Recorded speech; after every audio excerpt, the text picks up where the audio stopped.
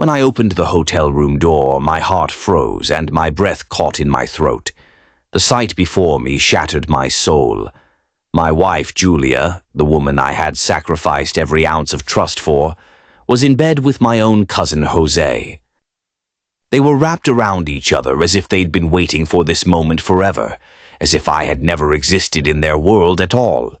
In that instant, my entire life collapsed, and I realized betrayal always comes from the ones closest to home. My name is Adrian. I'm 34 years old, and I've lived most of my life in Chicago. On paper, things were good: a stable job as an operations manager for a construction firm, a modest but comfortable home, and a marriage of nearly 7 years to the woman I thought was my soulmate. Julia wasn't Jai. You asked my wife? She was the person I built my entire identity around. We met in college. I was awkward, still figuring out who I was, while Julia was this magnetic force who drew people in effortlessly. She had this laugh that carried across the room, the kind that made you want to be near her just to feel a part of that joy. Somehow she noticed me, the quiet guy in the corner, and chose me. For years, I told myself that was the greatest miracle of my life. Our early years together felt like something out of a movie. We went on road trips to Wisconsin, spent lazy Sundays cooking pancakes in our tiny apartment, and built a scrapbook of small, perfect memories. Even our arguments back then ended with laughter, because it seemed nothing could shake the foundation of what we had. And then there was Jose, my cousin. He was like a brother to me, always around at family gatherings, always quick with a joke or a smile. He had charm in ways I didn't. If I was steady and dependable, Jose was magnetic and unpredictable. I never thought I had to choose between them, my wife and my cousin, because in my world, family was sacred. But life has a way of exposing cracks where you least expect them. The first red flag came subtle, like a whisper I tried to ignore. Julia started spending more evenings, working late. At first, I didn't question it. She had just gotten promoted at her firm, so it made sense that her workload had increased. But soon the explanations became too polished, too rehearsed. Late client dinner, she'd say, setting her phone face down on the table. Or, I'm grabbing drinks with the marketing team, don't wait up. I wanted to believe her. God, I needed to believe her. Because doubting her meant doubting the very life I thought we had built together. But doubt doesn't care about what you want. It creeps in, slow and relentless. One evening, she slipped. We were sitting in the kitchen, half talking about her day, when she casually mentioned something about when Jose said, before abruptly stopping. I froze. What about Jose? I asked. She blinked too quickly, then forced a laugh. Oh, I meant Joseph, one of my co-workers. Long day, I'm mixing up names. But I knew she didn't have a Joseph at her office. I didn't call her out right then, but the seed was planted. And once suspicion takes root, it grows in ways you can't control. The second sign came through our joint bank account. I'd been reviewing transactions one evening when I saw a $320 charge at a high-end rooftop lounge downtown. Julia had never mentioned going there, and the date lined up with one of her supposed work dinners. When I asked, she brushed it off. Oh, the company card wasn't working that night. I covered it. They paid me back in cash. It sounded reasonable enough on the surface, but her eyes didn't meet mine as she said it, and I noticed the faintest tremor in her hand as she reached for her glass of wine. Still, I didn't confront her fully. Maybe I was afraid of the truth, afraid of confirming what I already felt. Then came the moment I couldn't ignore. My cousin Jose started avoiding family events. He was the type who thrived at barbecues and birthdays, always the center of attention, and suddenly he was just absent. My mother asked me if he was okay. My aunt mentioned he'd been keeping to himself lately. At the same time, Julia seemed oddly distracted. She smiled less at me, but her phone seemed to bring her joy. I'd catch her typing furiously, only to stop when I entered the room.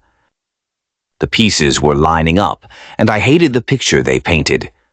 The breaking point came when a friend of mine who worked part-time at a cafe near downtown pulled me aside one afternoon. "Hey, Adrian, I didn't know Julia had a brother." I frowned. "She doesn't." My friend looked uneasy. "We've seen her here a couple times, with a guy. They looked close, thought maybe family, but—" He hesitated. "They didn't look like family." My stomach dropped. I asked him what the guy looked like. His description matched Jose perfectly. That night I couldn't sleep. I lay next to Julia, who snored softly, looking so innocent, and wondered how long this had been going on. Every laugh she'd shared with Jose at family dinners, every moment they'd slipped away to the kitchen. Had I been blind the entire time? I needed proof. Real proof. Something undeniable. So I started paying attention. I noticed Julia's patterns, the days she claimed to be busiest at work.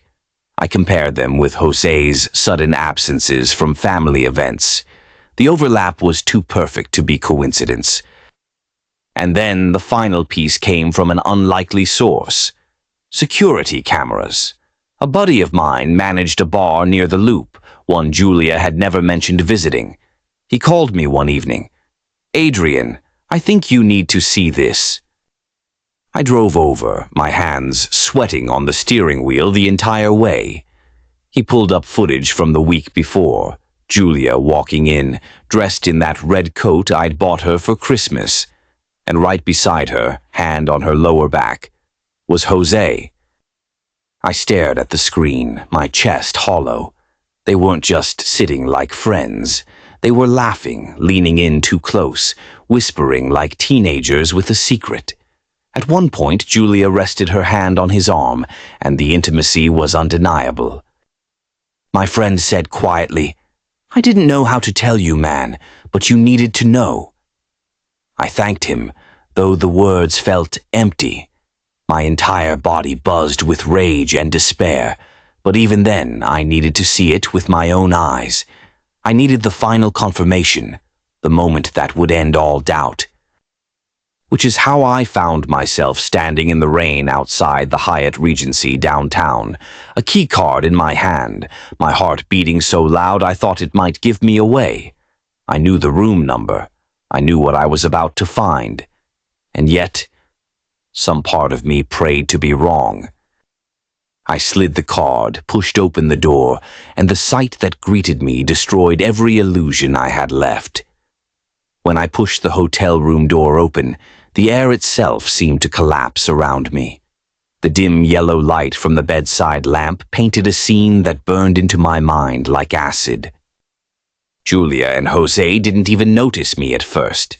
They were too wrapped up in each other, tangled in the sheets, her soft laugh muffled against his chest. For a moment I couldn't move. My hand clenched around the doorframe, and I felt the blood drain from my face. It wasn't just betrayal. It was annihilation. The woman I had loved, trusted, and defended for years, with my own blood relative. Julia's head turned, and when her eyes met mine, everything froze. Her mouth opened, but no words came out. Jose, on the other hand, reacted instantly, scrambling off the bed, grabbing for his jeans. "Adrian," Julia finally managed, her voice cracking. I raised a hand to silence her.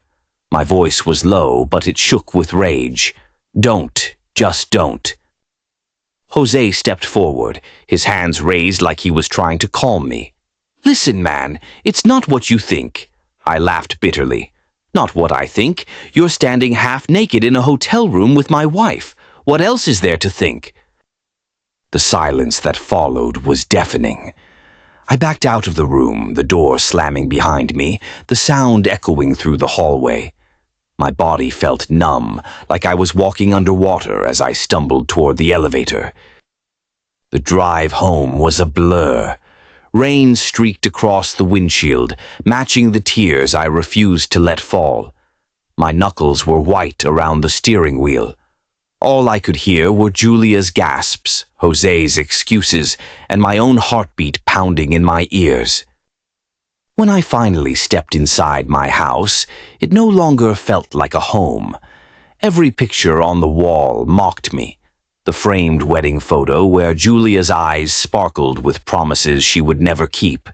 The family Christmas shots where Jose stood smiling right beside me. I wanted to rip them all down, but I didn't have the strength. Instead, I collapsed onto the couch, my body shaking. Questions assaulted me. How long had this been going on? Had everyone known but me? Was I the fool who believed in a fairy tale while the truth was rotting right under my nose? The next morning, Julia came home. She walked in quietly, her hair still damp from the shower, dressed as if nothing had happened. But her eyes were swollen, her face pale. She sat across from me at the kitchen table. "Adrian, please," she began, her voice trembling. "Let me explain." I stared at her, my hands gripping the mug of coffee so tightly I thought it might shatter. "Explain? Julia, what could you possibly say that would make any of this okay?" Tears welled in her eyes. It wasn't supposed to happen. Jose, he was there when we were fighting, when you were working late, when I felt alone. One mistake turned into something bigger, and I didn't know how to stop.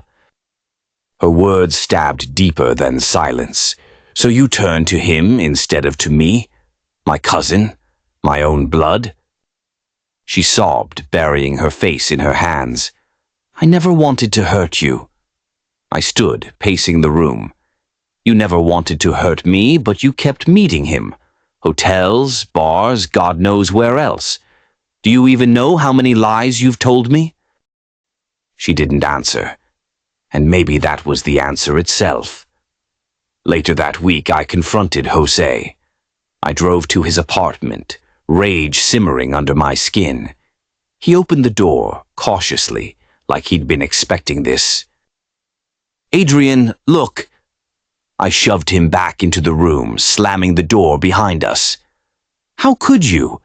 You had every woman in the world to choose from, and you chose her. My wife?" Jose ran a hand through his hair, avoiding my eyes. "I didn't plan it. It just happened." "That's your excuse. It just happened." My voice rose, echoing through the apartment. "You destroyed my marriage, my trust, and our family for something that just happened." He finally met my gaze, guilt etched into his features. "I loved her too, Adrian. I didn't mean for it to get this far, but I couldn't stop." I wanted to hit him. Every muscle in my body screamed to break his jaw, to make him feel even a fraction of the pain he'd caused me. But I didn't. I turned and walked out, slamming the door so hard the walls rattled. In the days that followed, I became a ghost in my own life. Work felt meaningless. Friends' voices blurred into static. Even the simplest tasks, like eating or showering, felt like climbing mountains. Betrayal has a way of hollowing you out until you're nothing but an empty shell. But then the anger started to harden into something else. Resolve. I couldn't let this end with me broken and them free to continue. I needed the truth out in the open. So I gathered evidence. Screenshots of Julia's texts that she thought she deleted, bank records that showed nights she wasn't where she claimed, even the CCTV footage my friend had saved for me. Piece by piece, I built a case so airtight no one could deny it. And then I made my decision. At the next family gathering, a Sunday dinner at my parents' house, I would expose them both. Not in private, not with whispers. I wanted every relative who'd ever praised Julia's loyalty or admired Jose's charm to see the truth for themselves. The night of the dinner arrived. My parents' dining room was filled with the smell of roasted chicken, mashed potatoes, and fresh bread. Everyone laughed, clinking glasses, oblivious to the storm about to hit. Julia sat beside me, her smile forced, her hands trembling slightly as she passed the salad bowl. Across the table, Jose avoided my eyes, focusing too intently on his plate. I waited until dessert was served, the perfect moment when everyone was relaxed, unsuspecting. I stood, my phone in hand. "Before we dig into the pie," I said, my voice steady but sharp, "I think it's time we talk about something else." The room quieted. All eyes turned to me. Julia's fork clattered onto her plate, her face draining of color. Jose shifted uncomfortably, his jaw tightening. I tapped my phone and the screen lit up with the first photo. Julia and Jose together at the bar, laughing like they were the only two people in the world. Gasps filled the room. My mother whispered, "Oh my God." But I wasn't finished. I flipped to the next piece of evidence.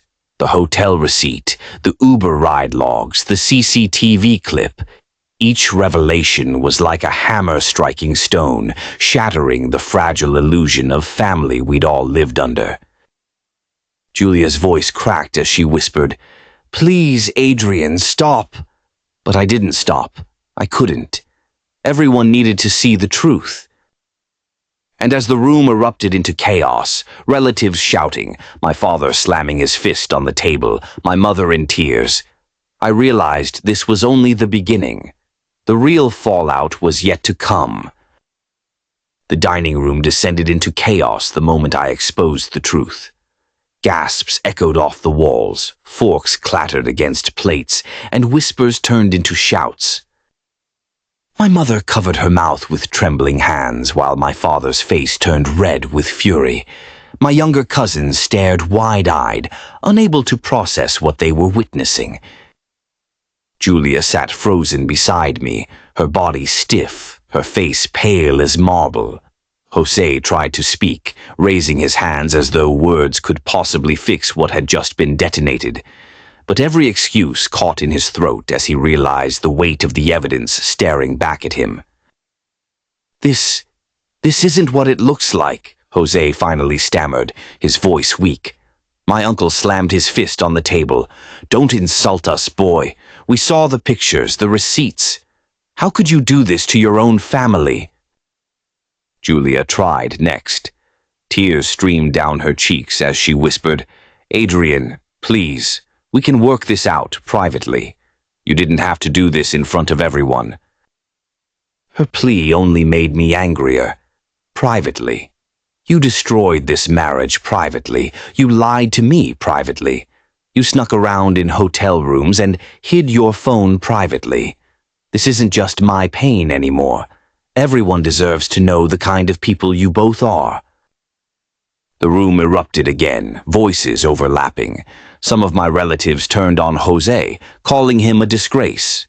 Others shook their heads at Julia, unable to look her in the eye. My mother sobbed quietly, muttering prayers under her breath.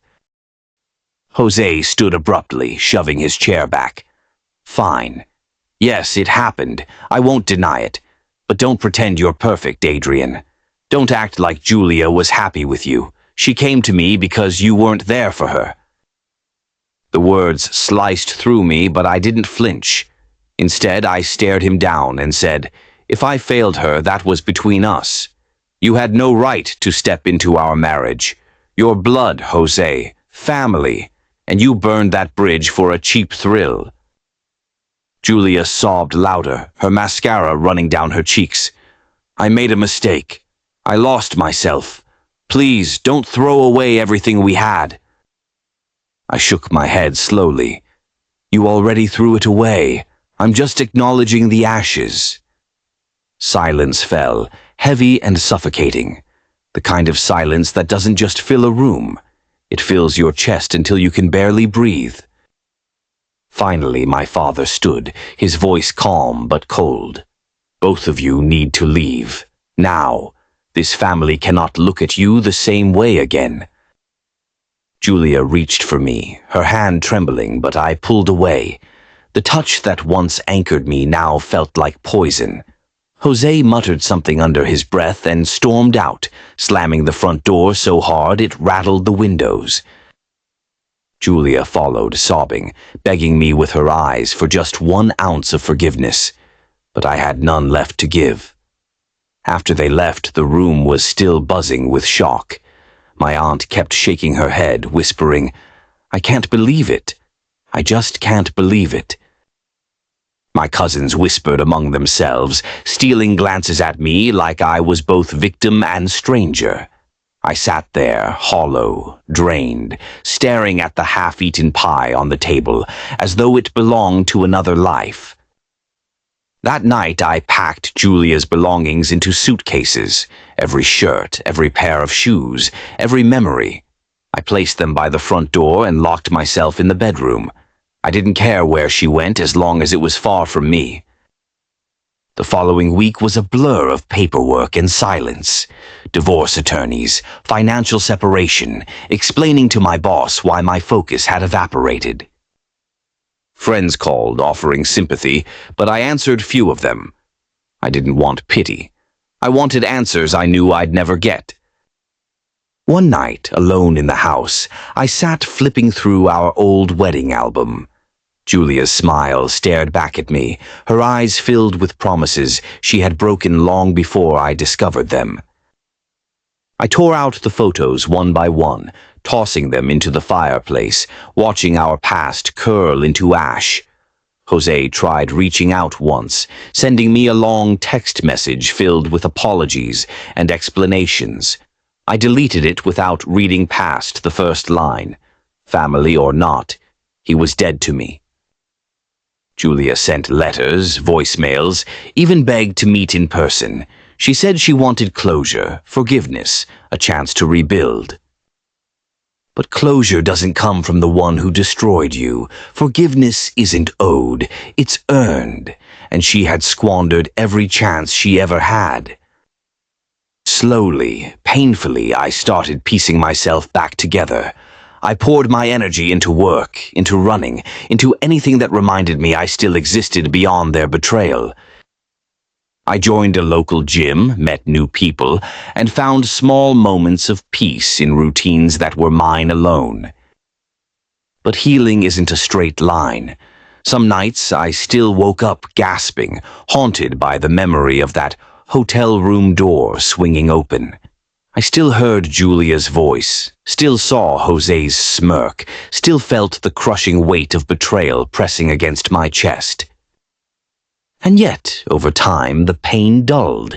It never vanished. Betrayal leaves scars that no apology can erase, but I learned to carry it without letting it consume me. Months later, at another family gathering, someone asked how I was holding up. I gave a small smile, the kind that doesn't quite reach your eyes, and said, "I'm surviving," because sometimes surviving is enough. And as I looked around at the people who still stood by me who hadn't betrayed me, I realized survival was the first step towards something greater, freedom. Because in the end, betrayal didn't destroy me. It revealed the truth, stripped away the lies, and gave me the chance to rebuild on something real. And now, whenever I think back to that night, I remember one lesson more clearly than anything else. Trust, once broken, doesn't heal the same way. If someone lies once, they might do it again, and ignoring red flags only makes them brighter until you can't avoid them.